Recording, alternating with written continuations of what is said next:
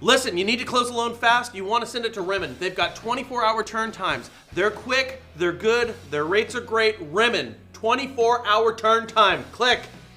Right over there.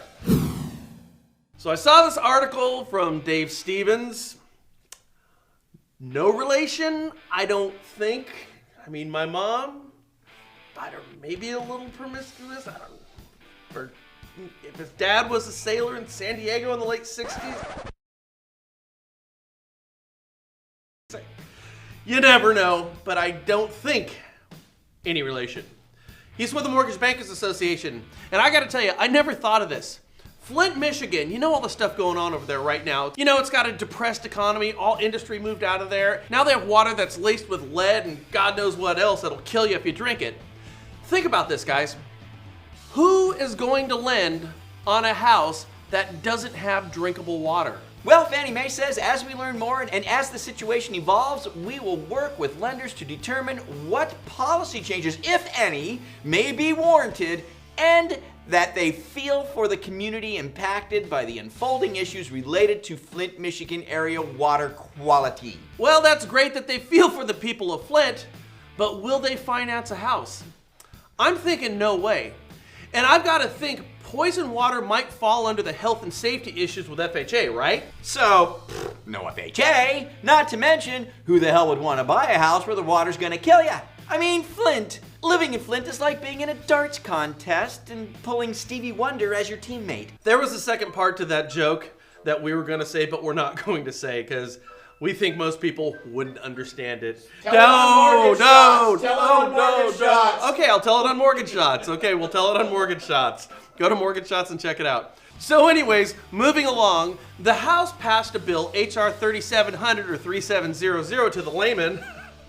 And what this is going to do is it's going to ease restrictions on condo sales with FHA by changing the certification process, owner occupancy ratio, commercial space requirements, and private transfer fees. Oh, by the way, NAR, they applauded it. Just once I'd like to sit in on a NAR applauding session. I think it'd be awesome. Over there, where are they at? They're Washington? Are they in Washington? They're all like in a big boardroom, just like we're about to have an applaud session. Everybody in the corporate boardroom for the applaud session, ready? We're going to applaud. Hey, not to mention, you gotta have something like when they're angry, so they have their applaud session. They should have their slapping sessions when they're ticked. We do not applaud We this. slap their face. All right, anyway, it also gives delegated endorsement for approval to lenders with rural housing services. The thinking is this will streamline the process for rural housing service loans. So that's a good thing, yeah? I think somebody's a little punch drunk after the Super Bowl. Maybe both of us. Maybe you too. Who knows?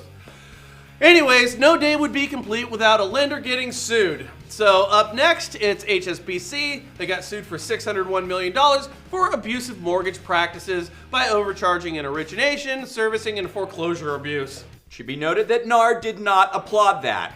It was also announced by the Department of Justice, HUD, and the CFPB, so it's 3 against 1. You know what they call that? That's a freaking mugging. Yeah, that's right. I mean, look, either banks are run by the biggest crooks in the world, or there's a serious miscarriage of justice taking place. I mean, why banks remain in housing? I tell you, man, it's beyond us sometimes.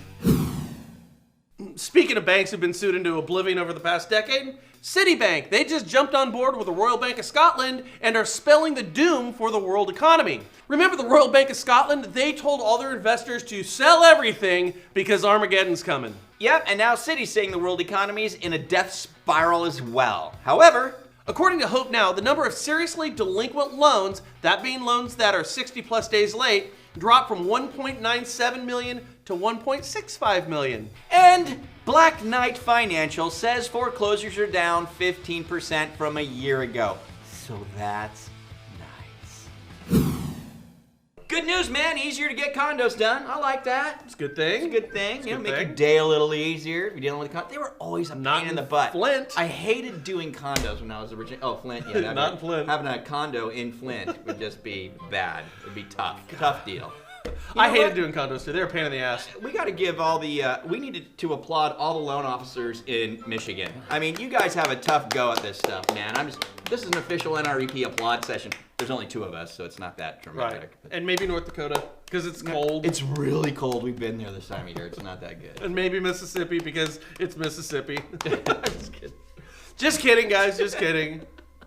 You guys have a great day. We'll see you tomorrow here at the National Real Estate Post. Subscribe, for goodness sake, up there, and leave us your dang comments. Catch you later. And forward the show. It really helps us. Just do it. Just do it. Do it!